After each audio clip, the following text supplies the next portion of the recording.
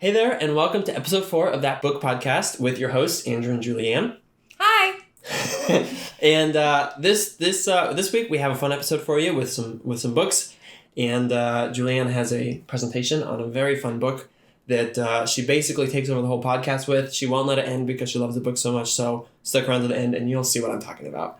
But that seems a little extreme. A little extreme? I let the podcast end. Eventually.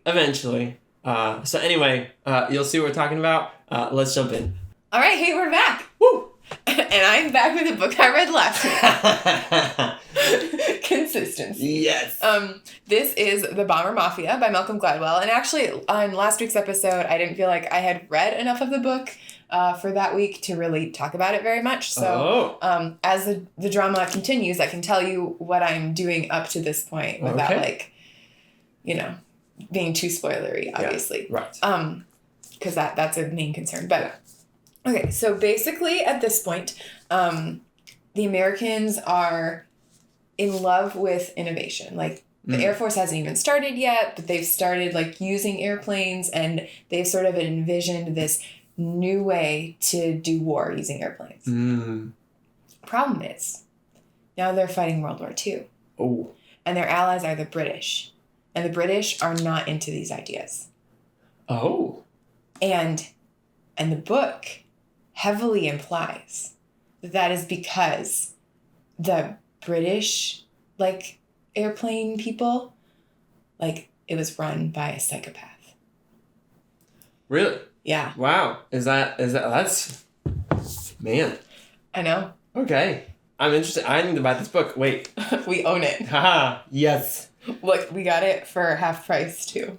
Wow. I love bookstores. Mm-hmm. Yeah, did we get that at Horizon Books? Yeah. In Traverse City, Michigan? Yeah. That was one of the best bookstore experiences I've ever had. Oh, it's so cool. We got a lot of books there.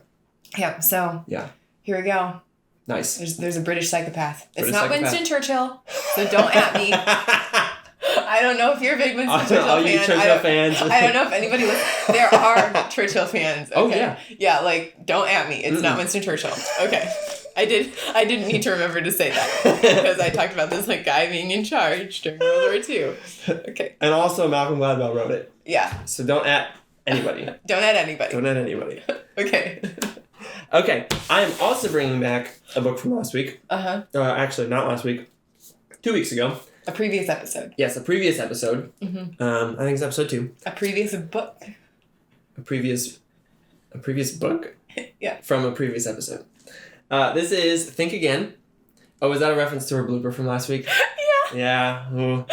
That was hilarious. Okay, anyway. Think Again by Adam Grant. Uh-huh. Again, really good book. Loving this. And I'm now into chapter 2. I'm going at a breakneck speed. Woo! But there's just so much good stuff about changing your mindset and figuring out how to not really changing mindset as much as figuring out how to be open-minded. Uh-huh. And so this week he was talking about confidence and humility and how you need to have both. You don't need to be overly confident without a willingness to change your perspective. And you don't need to be overly willing to change your perspective, but not confident in your abilities, because both of those are kind of extremes that don't produce any good results. There's a lot of negative consequences of both those extremes. But to have both confidence and humility, knowing that you have the ability, believing in your ability to either learn what you need to or accomplish it, but also the flexibility to change your opinion on something. Yeah. And so I'm really enjoying it. It's a good book. I'm sure it'll be back as I go through. Yeah, one more chapter. We're gonna be with this book for a while, I guess. I'll have to read it a little bit faster, but I gotta read it faster for the podcast. All right. Speaking of books I need to read faster, this book is Clockwork by. Oh, I meant to look up how to pronounce his name. Thankfully, he has it in the back cover. It is. Michalowicz. Mike Michalowicz. That's actually much easier than it looks. Yeah, it looks like you're supposed to say Michael. It's Owich. Yeah, or Mike Wazowski, but. Yeah, but not. Yeah. So Mike Michalowicz. Yes. Wrote this book called Clockwork. Subtitle, Design Your Business to Run Itself. I bought this book last fall because Molly was reading it. Mm-hmm. And I was like, oh, we should read it together. Well, I'm sure she's finished it like months ago. Yeah, probably. I read it. I was really into it. I got one really good tip and then I don't know what happened. Something happened anyway. Yeah. And so now I'm picking it back up. So speaking of going through books slowly, this definitely is one of the ones. But it hasn't been featured before. It hasn't been featured on the podcast so nobody knows, and it looks like you were reading super fast because the bookmark is almost all the way to the end. Except I just fessed up to everything. Well, I tried. Well, you might have to edit that out. Nope. No, I don't want you to. I was joking. We keeping it real up in here. Yeah. So, anyway, it's a really good practical business book. Mm-hmm. I've gotten a couple of really good takeaways from this book so far.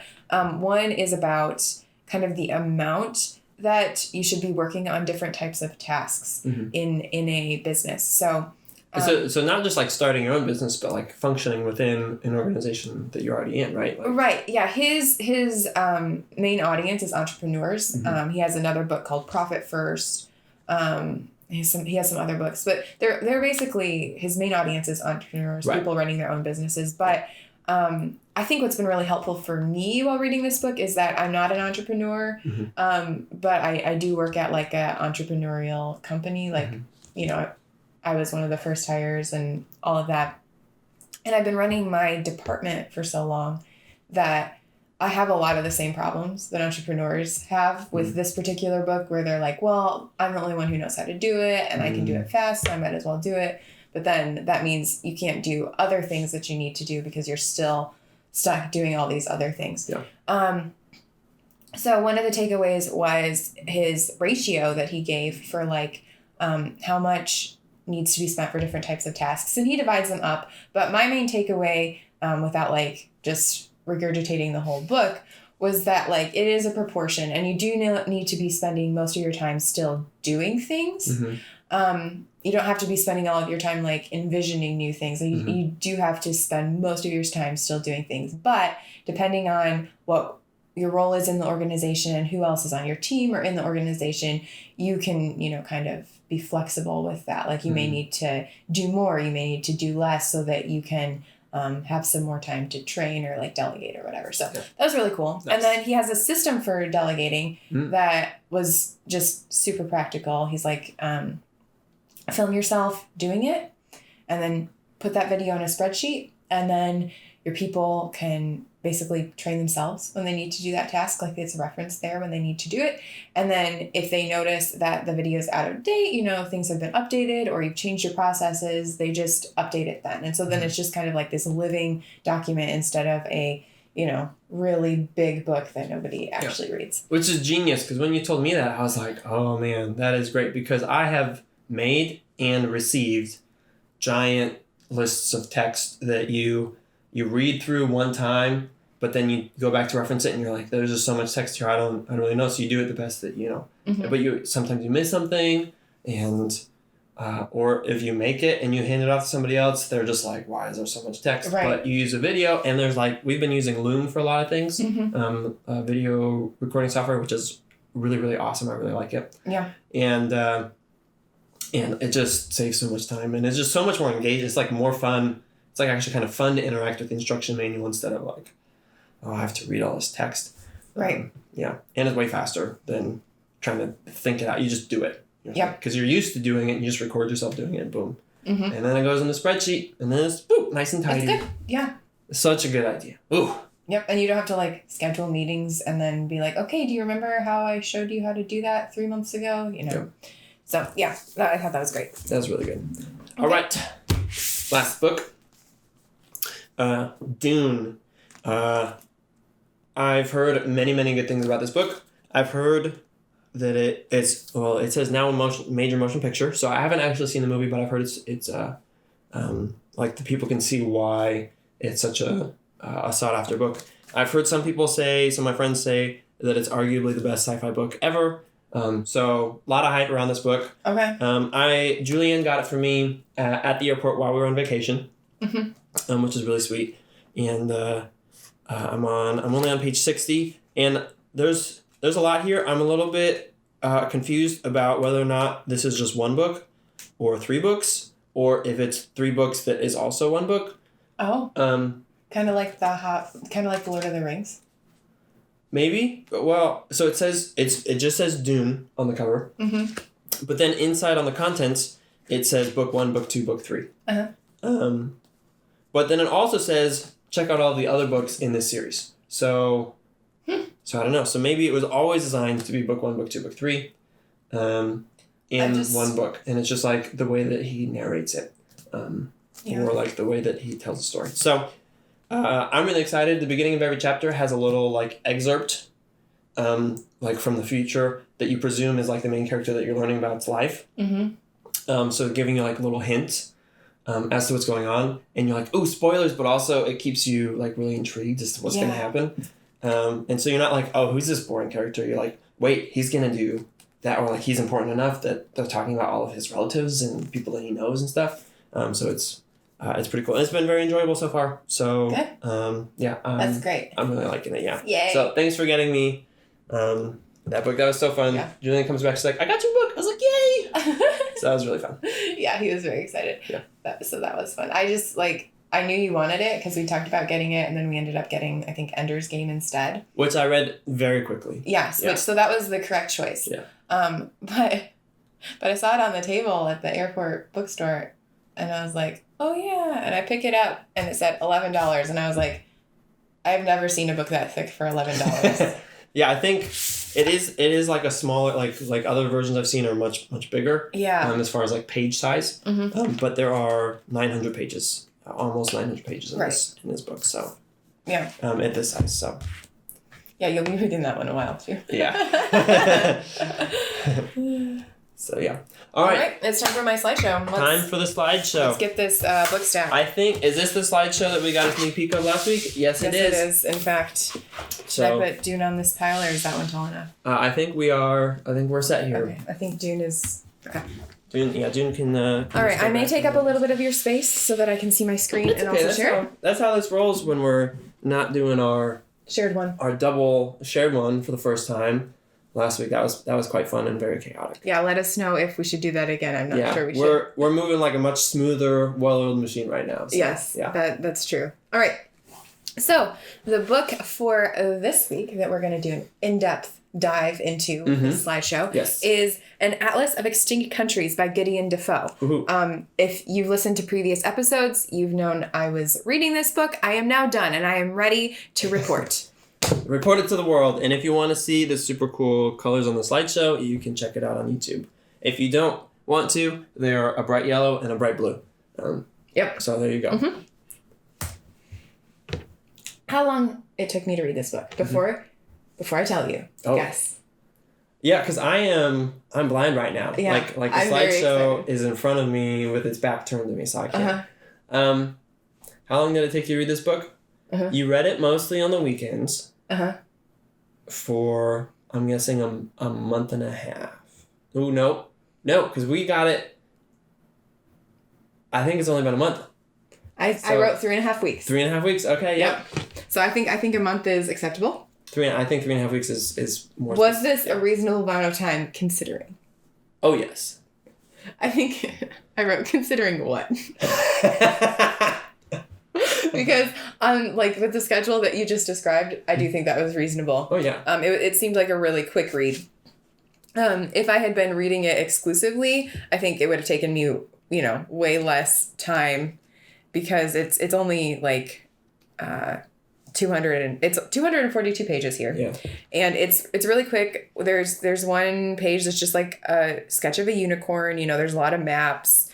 So if you're just like looking at the book and you're like, wow, this took you 3.5 weeks to read, like, yes, it did. But at the same time, I was only reading it on weekends. So, okay. And vacation. Yeah. And vacation is why it didn't take me 8.5 weeks. Oh, wow. Overall emotions. This is a very big slide. You're missing it. Can I look at the... Wait. It's quite dramatic. It just says overall emotions. Yes, it does. Man, I thought it was going to be a chart. Well, just hold your horses. Oh, there it is. Overall emotions. Amused. 54%. That's pretty much what I said in last week's slideshow for you, or that I arbitrarily assigned a percentage to. Okay, that's cool. we're Sorry, not living in the past anymore. Well, you're just like, what are these? What did you assign me random emotion percentages? Okay, I'm sorry that I made you defensive. No, I'm sorry. Okay. Overall emotions while reading An Atlas of Extinct Countries, the book we are currently talking about. Amused, 54%. Intrigued, 20%. Conflicted, specifically over whether or not to interrupt what Andrew was doing to read him part of the book. 18%. That checks out, yep. Shook, 8%. Number of underlines and notes in the margin. Mm-hmm. 4 underlines, 6 notes in the margin, I think. I did my best to count. Okay.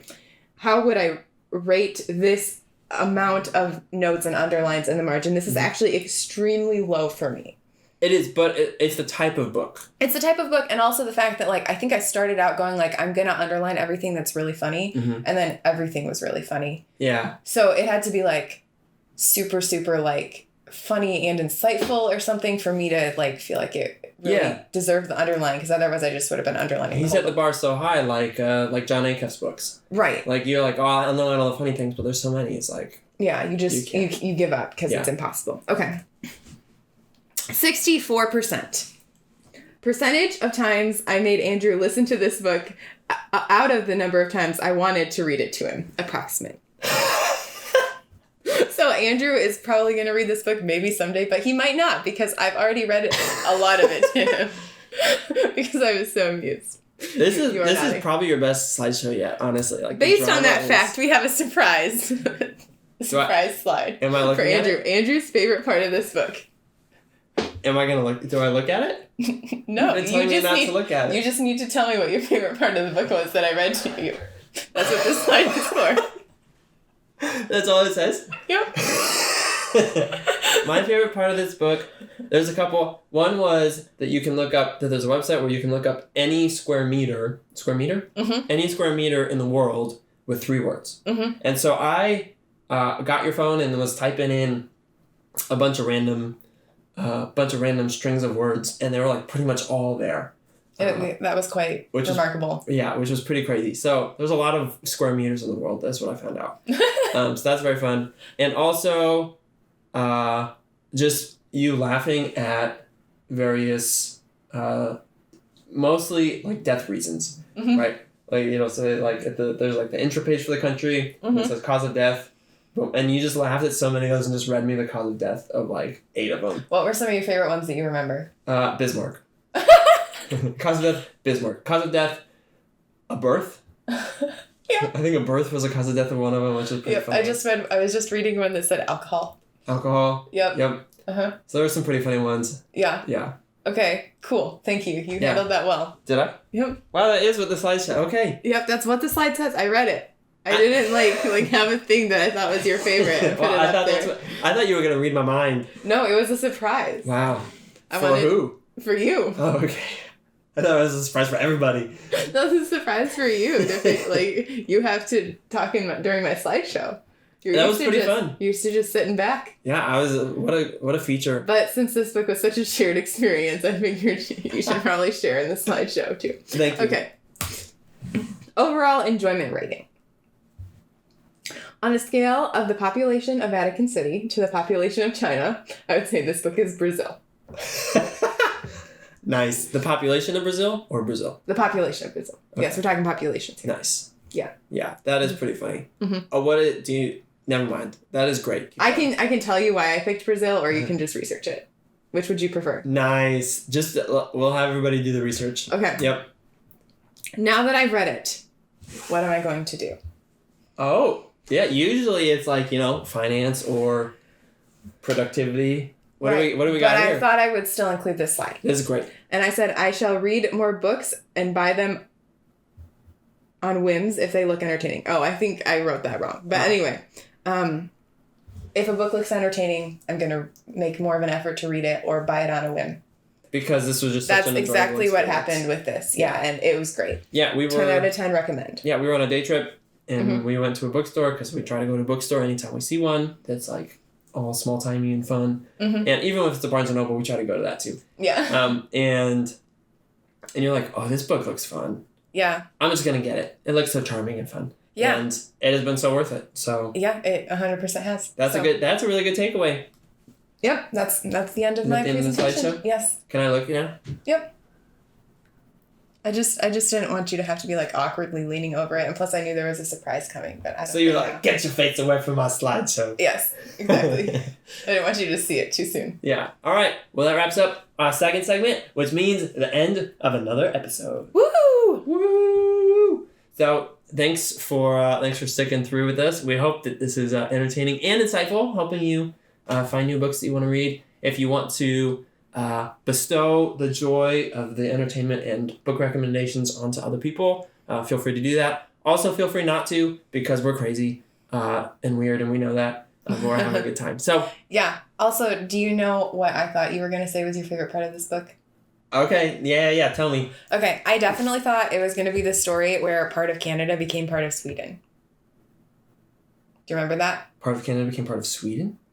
Or part of the Netherlands? The Netherlands. It was the Netherlands, yeah. I definitely told people about that story multiple times. Yeah, so I thought you were going to say that. Probably, but it would take a long time to explain. Mm-hmm. So I guess people just need to buy the book if they want to with the link in the show notes. Yeah, or if they know me, they can borrow it unless you're going to read it soon. That's fair. Mm-hmm. Yep. If you're the inside track with the podcast host, you can just... Yeah, but you should buy it. Because it is a joy. And it looks pretty cool, too. It does look cool. Yeah. I took my copy on vacation, so it's getting a little bent on the corners, but it still looks beautiful. Yeah, I'm relating to that with some of my books, too. But, yeah, it is very beautiful. Wow, you are really going for it. Loving this book. Okay. Thanks so much, guys. We'll see you next week.